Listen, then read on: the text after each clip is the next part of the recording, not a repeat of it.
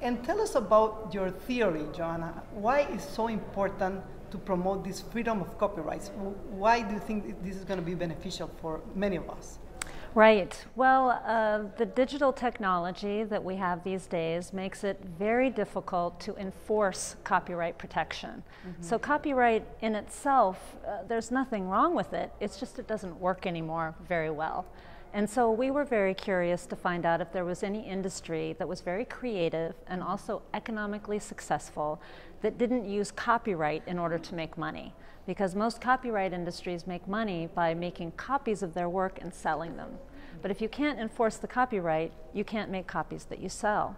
So it turned out that the fashion industry was an excellent example of a very creative industry constantly coming up with new aesthetic designs, and nobody in that industry owns their designs because they're considered useful items because we use them in our lives, right?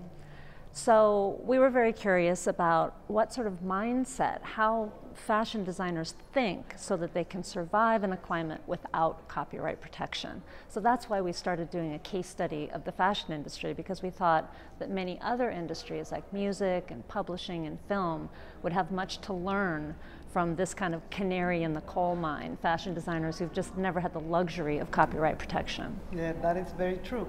So which do you think are the next industries that could be applying this kind of vision of more freedom of copyrights, or how do you think it could be, implemented in the near future? Well, the music industry was hit very, very hard early on in around 2000, 2001 with the rise of MP3 files and Napster, and they had to start adapting immediately. Some would say, some are quite critical of how quickly they adapted. It took them a long time before they sort of gave up this notion that we're selling albums and we're still going to sue people who make copies of them. Now, performers and a lot of the record labels realize that the place to make money is at the concerts. It's with the t-shirts that you sell, it's with the baseball hats, and it's that experience of hearing the live music, because that can't be copied.